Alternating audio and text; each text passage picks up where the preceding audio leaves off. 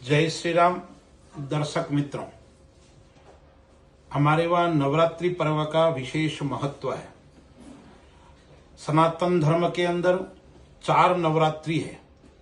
2 गुप्त नवरात्रि है और 2 नवरात्रि जो है वो सब लोगों को मालूम भी है और विदित भी है।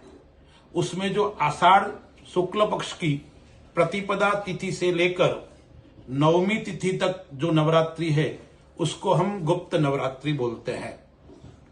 प्रत्येक व्यक्ति किसी न किसी दृष्टि से दुखी है वर्तमान कलयुग के अंदर, क्योंकि सबको धन की लालसा है, सबको पद और प्रतिष्ठा की लालसा है, लेकिन कर्म किसी को नहीं करना है। शास्त्रकार कहते हैं हमें कर्म करते रहना चाहिए। गीता में भगवान ने कहा है कर्मण्ये वाधिकारस्तु मां फलेषु कदाचन। कर्म आप करते रहो, फल की इच्छा मत रखो। लेकिन वर्तमान में व्यक्ति ज्योतिष के पास में आता है, किसी सन्यासी के पास में जाता है, तो एक ही प्रश्न होता है उसका, मैं धनवान कैसे बनूं, मैं प्रतिष्ठावान कैसे बनूं, मुझे पद की प्राप्ति किस प्रकार से हो। ऐसे हजारों लोगों में से एक लोग का प्रश्न ऐसा होता है कि मुझे आध्यात्मिक सुख चाहिए, मुझे परमात्मा को प्राप्त करना है। ऐसे बहुत कम लोग दिखाई पड़ते हैं।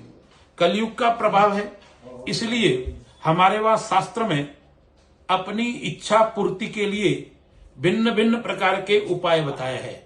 उसमें जो गुप्त नवरात्रि है वो गुप्त नवरात्रि भक्ति का एक विशेष अनुष्ठान करने का विशेष पर्व है। गुप्त नवरात्रि के अंदर साधना करनी चाहिए। जो आप साधना करते हो उस साधना का विशेष फल की प्राप्ति होती है, क्योंकि उस समय मां भगवती का विशेष आशीर्वाद हमें प्राप्त होता है। यदि व्यक्ति को जीवन के अंदर संकट है, समस्याएं उत्पन्न हो रही है, मेहनत करता है, परिश्रम करता है, लेकिन कोई न कोई समस्या उसको बार बार इसके पीछे पड़ी हुई है, समस्याओं से वो व्यक्ति मुक्त नहीं होता है, तो हमारे वहां भिन्न भिन्न प्रकार के अनुष्ठान बताए गए हैं। जगदम्बा का अनुष्ठान, मां का अनुष्ठान करने से नवरात्रि के अंदर विशेष फल की प्राप्ति होती है। इसलिए दुर्गा सप्तशती है। आपको धार्मिक पुस्तक की जो दुकान है गीता प्रेस आदि, उसमें दुर्गा सप्तशती की पुस्तक मिलती है। उसमें दुर्गा सप्तशती के 13 अध्याय है। तो 9 दिन तक यदि आप 13 अध्याय करते हो, या आप पंचमी के दिन, सप्तमी के दिन और नवमी के दिन, इन तीनों दिन, पंचमी के दिन प्रथम चरित्र, सप्तमी के दिन द्वितीय चरित्र और नवमी के दिन उत्तम चरित्र का यदि आप पाठ करोगे तो आपको सभी प्रकार की मनोकामना परिपूर्ण होगी। यदि व्यक्ति के जीवन के अंदर शत्रु ज्यादा उत्पन्न हो रहे हैं तो दुर्गा सप्तशती के अंदर एक श्लोक दिया हुआ है, सर्वा बाधा विनिर्मुक्तो धन धान्य सुतान्वित मनुष्यो मत प्रसादेन भविष्यति न संशय।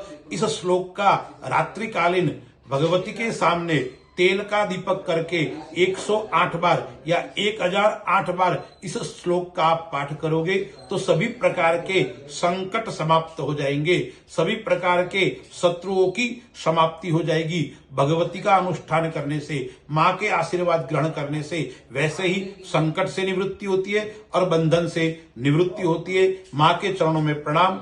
अस्तु। जय श्री राम।